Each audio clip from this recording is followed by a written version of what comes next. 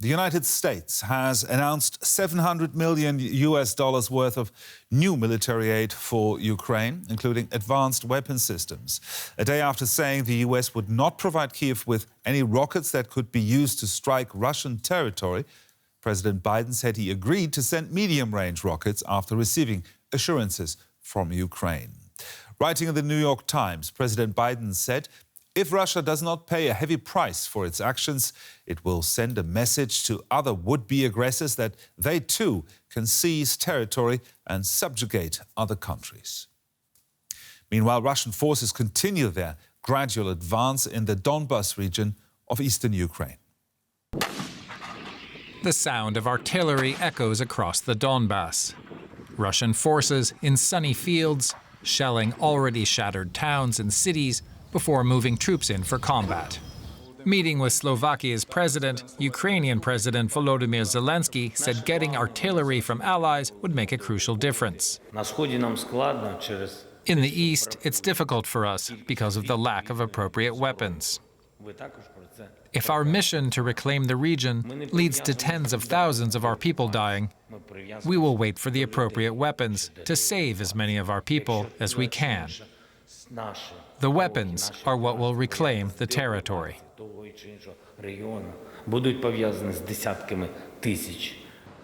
Russia is pushing to seize the entire eastern region of Donbas, which has already been partially in the hands of pro-Russian separatists since 2014. Severodonetsk has seen widespread destruction similar to what happened in the port city of Mariupol. But Ukrainian forces have had some small successes elsewhere in the east. More than 1,000 civilians were evacuated from Russian-controlled towns around Kharkiv. There's no power, no phone service, no water. It's hard. I can't contact my children, like my oldest daughter. There's no work and no money.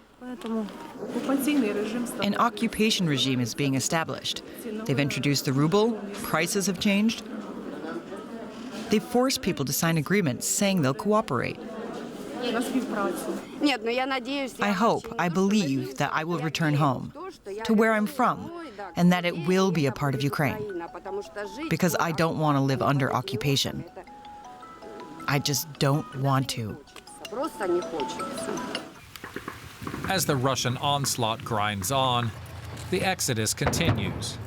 People fleeing the east with whatever they can carry, leaving behind homes reduced to rubble and bodies buried hastily before leaving. Our correspondent Rebecca Ritters is in the Ukrainian capital and gave us this update about the current situation on the front lines. Well, Gerhard, as was largely expected, Russian troops have advanced in that city of Severodonetsk. That's the last Ukrainian stronghold in the Luhansk region. The governor of Luhansk now saying that Russian forces have captured nearly all of that city. Most of it is under Russian control now. It's definitely too difficult to get in humanitarian assistance to any of the civilians left there. It's believed around 13,000 people do remain in that city of around about 100,000 people, and they're largely living underground as Russia continues to shell the city. They've been told to stay underground as well because Russia has also indiscriminately bombed a chemical factory in the city, and plumes of smoke, of toxic smoke, have been seen rising above that city. Very dangerous for anyone there, so they've been told to remain underground. But Russia looking like they now control most of that city up to the river that separates it with the sister city of Lysychansk. US President Joe Biden announcing another $700 million in military aid that includes advanced rocket systems. How's that being received? Well, very well. Ukraine have been calling for these kind of weapons for some time now. And there had been thought for a few days that the US had agreed or was going to send these weapons. And then there was a little bit of conjecture as President Biden was doorstopped by a journalist and asked whether or not they'd be sending them. He said he wouldn't send any weapons that had the capability to be launched into Russian territory. So that had everyone in Ukraine slightly worried that they weren't going to get the weapons that they needed. President Biden now confirming, sure, shoring up that he would be sending those weapons, but they come under the proviso that Ukraine don't use them to shoot into Russian territory. President Biden made all of this very clear in a New York Times op-ed, but he has had the guarantee from President Zelensky that those weapons wouldn't be used to attack Russia in its own territory, but only to use to defend Ukraine in the regions where it needs to be trying to push Russia back. Now, fighting is raging, especially in the Donbas region. But how are people coping with the war in Kiev, where you are? Well, you can probably see behind me, the city here is sort of, I mean, using anything like the word normal is obviously not the right word to use in these times, Gerhard, but the city does have a sort of back to normal feeling to it. People go back to work, restaurants, cafes are open, shops are open, but people here are very worried about what might happen next. They're looking on at what's going on in the Donbass with great trepidation, and there are many that are fearing, in fact, that if they're successful, if Russia is successful in the east of the country and elsewhere, as it appears to be at the moment, and that Ukraine aren't able to stop their advance, that a second attack could come to the capital. On the weekend, I met up with some people who are at a training ground, actually training civilians like you or I, training to take up arms in case of such an attack. Here's how they went.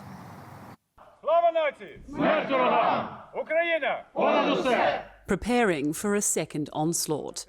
When Russia tried to storm Kyiv, these residents were on the back foot, like Katya, who felt helpless to defend herself and her city. What made me want to learn this even more is after everything, all the war crimes started to get out, I want to have an opportunity to protect myself. The actress says she owes everything to those who fought when she felt she could not. The only thing that allows me to do that, allows me to live, to choose life, is that somebody is choosing death, like right in the same moment. So they are choosing death for me to live, and that's just terrible because it's my people, With fears growing that Moscow, emboldened by gains in the east, could launch another attempt at taking the capital, these people say they won't be caught off guard again. Volunteer instructor Yuri guides them through the basics. Since the war broke out, hundreds of people have signed up to courses like this one. So many wanted to assist in the war effort, but didn't have the skills for combat. Of course, they are not yet soldiers completely, but at least they have some knowledge and experience. Experience they feel they need. For people here, the threat is existential. We need to be prepared for everything. The threat of Russians returning will remain with me until the end of my life. There's always a chance Russians will come back, but according to the attitude I see from my friends, I don't think they stand a chance here. A recent build-up of Belarusian troops at Ukraine's northern border has only added fuel to fears of another attack. We suppose they will. They have several thousands of troops over the northern border. They are waiting for some order. Will be this order given? We don't know, but we must be ready. If there is to be a next time, Katya says she will definitely fight. She and her fellow classmates fear a second attempt on the capital could be even more brutal and will take an even bigger effort to defeat. Rebecca, how likely is this second attempt on the city, given the fact that Russia seems to be throwing everything they have at the moment into eastern Ukraine? It's hard to say at this stage, Gerhard, but it is something that clearly people are worried about. It is thought that if they are successful in the Donbass, which at the moment it looks like it could be very probable, that they'll continue on their aims to get further targets in the south of the country, Odessa, Mykolaiv, towards Moldova, those cities on the coast there. And then there's a very good chance that if they feel that they have the capacity that they could return to Kiev, but there are a lot of ifs and there are a lot of things in the way with those US weapons. Ukraine obviously hoping to be able to halt any of that progress. DW's Rebecca Ritters there. Thank you. Now, for a closer look at the US's latest military aid package, I'm joined by Fabrice Poitier, a defense analyst and former NATO policy planner. Fabrice, the US sending another big batch of weapons to Ukraine, including anti-tank weapons, helicopters and advanced rocket systems. How significant is this? Well, it's significant as far as it helps President Zelensky and the Ukrainian forces to deal what is essentially become a war of attrition and destruction from the Russian. And therefore, Zelensky needs the kind of heavy artillery and systems to be able to push back on what the Russians are trying to do in the Donbass. Now, what can you tell us about, in particular, about this so-called high-mobility artillery rocket system, or HIMARS? Could this be a game changer for the Ukrainians? I think anything that can put the Ukrainians in a position where they can respond to what essentially is a Russian heavy artillery kind of grinder that is seeking to destroy as many infrastructure and kill as many people, soldiers or civilians, as possible. I think any systems that allow the Ukrainians to be at a par with the Russians in the Donbass is significant.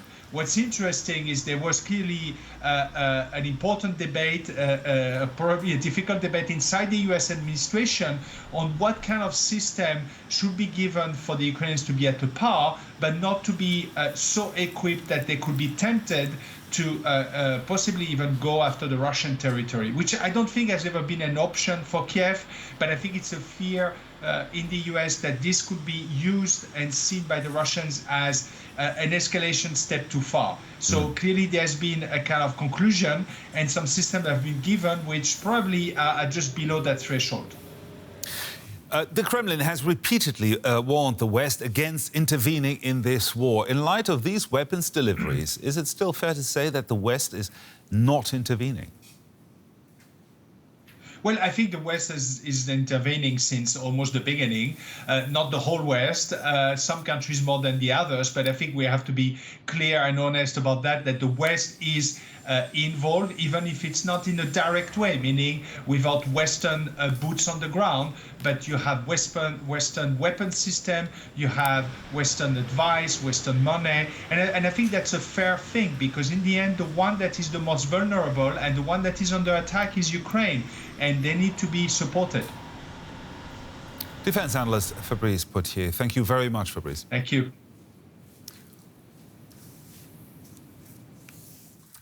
Ukraine's top prosecutor is preparing to charge dozens of suspected Russian war criminals. Hundreds more are under investigation, including military chiefs, politicians and propaganda agents. Some soldiers have already been found guilty and jailed.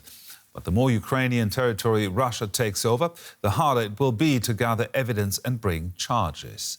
A warning, our report contains images that some viewers may find upsetting from the start. Images that shocked the world. In Bucha, the evidence of alleged atrocities was plain to see.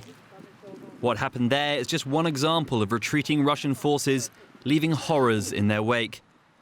Ukraine says it's now investigating nearly 15,000 suspected war crimes, ranging from pillaging and looting, rape and summary execution to indiscriminate bombing of civilian infrastructure.